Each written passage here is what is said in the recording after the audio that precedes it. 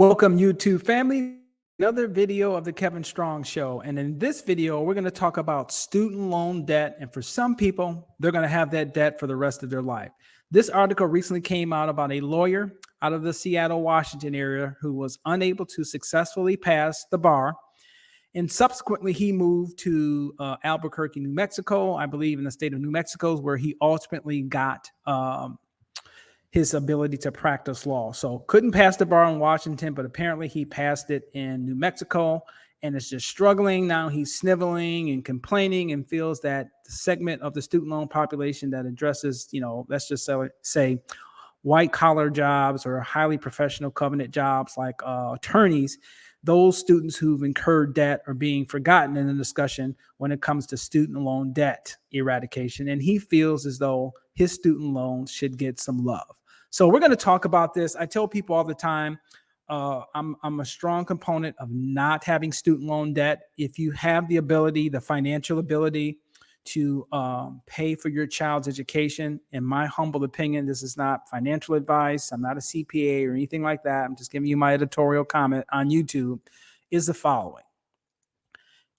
Put an incentive in front of your child that says, hey, if you're going to get a 4-year degree from XYZ University, you will take on student loan debt.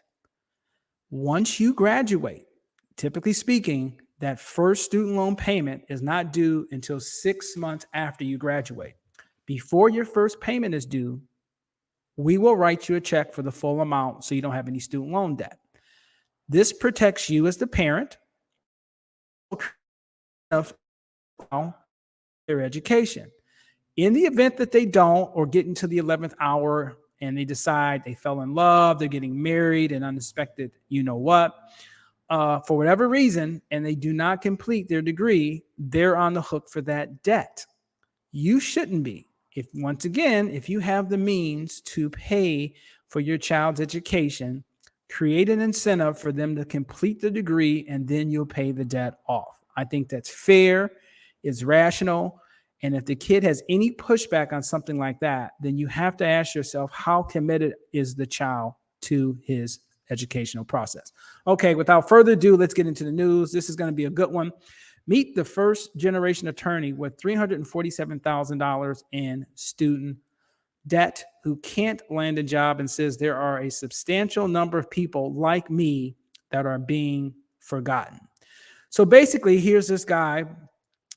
And sometimes this is Steve. This is Steve on the left. I think it's his father in the middle.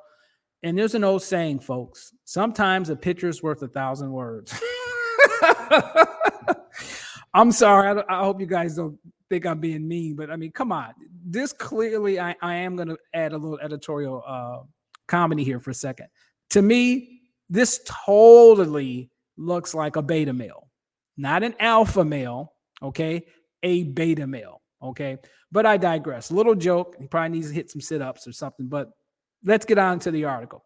Okay, Steve was told that going to law school would set him up for a comfortable future, but he hasn't been able to land a steady job and is buried in $347,000 worth of student loan debt.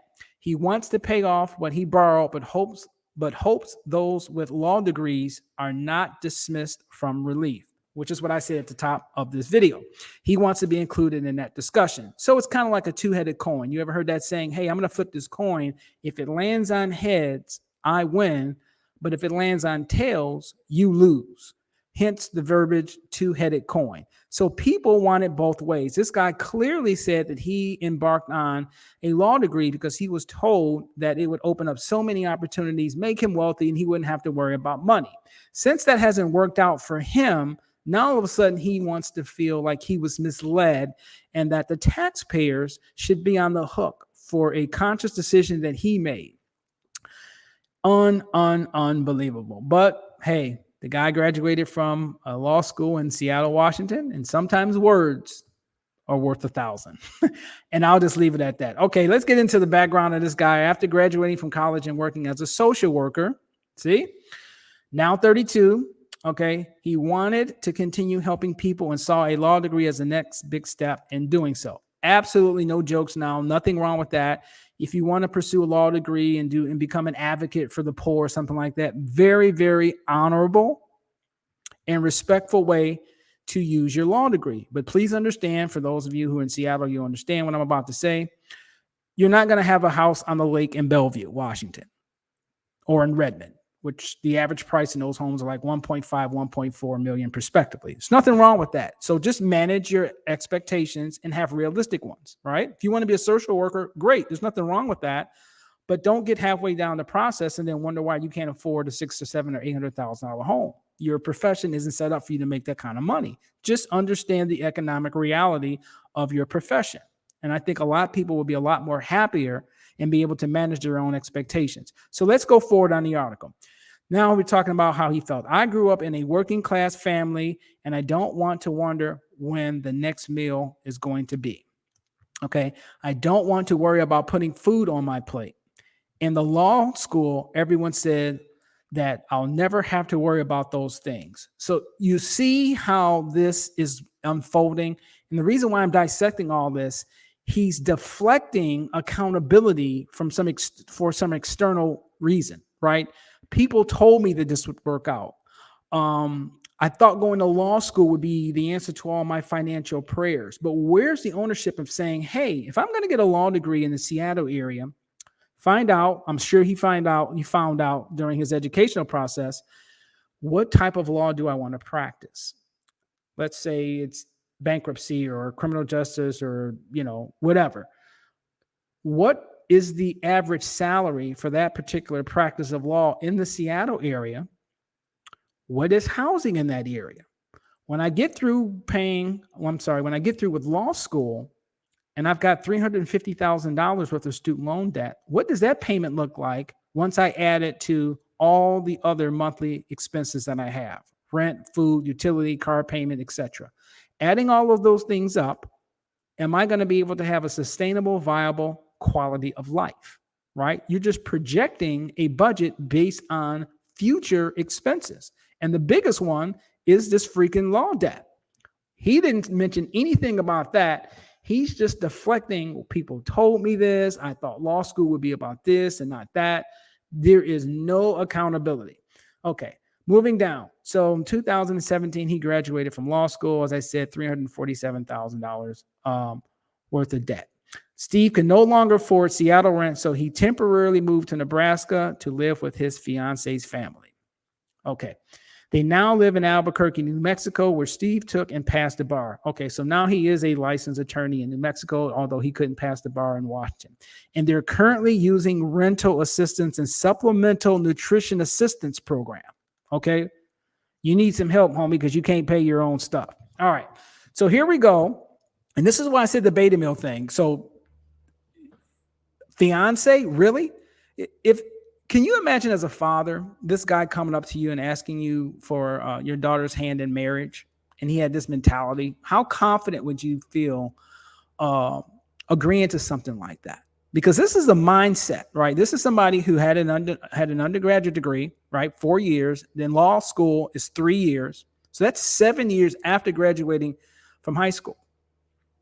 And this is this person's mindset. This is something that's going on that's pervasive throughout our whole society right now, a lack of accountability. Okay, I digress. Okay, so Steve says he has no problem paying back the amount he borrowed. In fact, he wants to. Okay, but he said he wished more people and the president would recognize that high-paying jobs don't benefit everyone who pursues them. Really? You're only given in this country an opportunity. Fair is a place where pigs are judged, right? That's where you judge pigs is at a fair. You're just given an opportunity. It's not fair. A lot of things aren't fair, but the only thing you really have a human right to is an opportunity to compete. And even that's not in a vacuum fair, but that's the closest we can come to in the society that we're dealing with. So he says there are people who would find $10,000 in relief from Joe Biden as miraculous. That's what Steve's saying. But there are a substantial number of people like me that are being forgotten. We're being left behind. Now, would this guy be advocating a student loan debt relief if he would have found a job and was making $150,000, $200,000 a year? That's why I gave you the analogy of the two-headed coin. You cannot have it both ways. You can't. You guys, I don't know if you've ever played this game before. I might be dating myself, but it's called the game of life. And then you start off, you can either go to college or you can go right into blue collar profession and start making money right away. But if you took the college route in this game, the money that you accumulated in the game didn't come until later in the game. It wasn't until the end of the game that you found out whether or not the career path you chosen was the right one. And this is what's happening to him. Welcome to life. And thus far, he's played the game of life, or he is playing the game of life, and he's losing. Paying off student loans is the last thing on my mind right now, okay? Because he's in survival mode. He needs rental assistance. He probably needs food assistance. But this is what's called a self-inflicted wound, okay? But he wants somebody to feel sorry for him. He was able to work as a clerk at a personal injury firm for a short time, but moved to New Mexico during the pandemic and jobs were in short supply. Okay. We're doing okay. Whoever told you that lawyers have instant tickets to the middle class, that may be existed 10 or 20 years ago, but that doesn't exist anymore. It's not the same job market anymore. Listen to what he's saying. Now, in retrospect, he's saying, hey, that might have been the case 10 or 20 years ago, but that doesn't exist anymore. That goes back to my market analysis. Did you do a future budget? Did you find out the type of law that you want to practice is something that's desirable in the market that you're getting your law degree in? You know, if you want to practice taxation as an attorney, what does that look like in the greater Seattle area or in the Washington area? You have to think about all of these things before you go down those roads, before you go down that road. Apparently, this guy just did not do it. So now he has what's called buyer's remorse, okay? And he wants somebody else to remove him from the accountability of his own actions. You cannot make this up. So I thought this was a very interesting article about a lack of accountability, how people just don't want to take responsibilities for the actions. And unless you were graduating from Harvard in the top 1 percentile, or if you're on the Harvard Law Review, it may make sense to have that type of student loan debt, but you have to be very, very intuitive to where you are at in the marketplace and what your earning expectations are. I'm going to leave you with a famous quote from one of my favorite actors, Clint Eastwood, who said in a movie, and I can't recall what the movie is, a man's got to know his limitations. You got to know your strengths and your weaknesses, right? And apparently this guy was not in tune to that. To close out, I do not think student loan debt is going to be totally forgiven. I think he will window dress that issue as he has in the past. But once again, student loan debt is a massive source of revenue for the government. It's almost impossible to discharge it. You can almost never discharge it through a Chapter 7 bankruptcy. There are some extenuating circumstances, but practically speaking, it's almost impossible. And that debt is fastly approaching almost $2 trillion. The current administration has been in office for well over a year, and it hasn't been done. Some of the things that has been addressed with student loans is window dressing, but when you look at the total student loan debt amount, the majority of it is not going to be forgiven, in my humble opinion. I hope you enjoyed this particular video. Once again, please comment, subscribe, and share because I care. And this is the Kevin Strong Show, and I'll see you guys in the next video.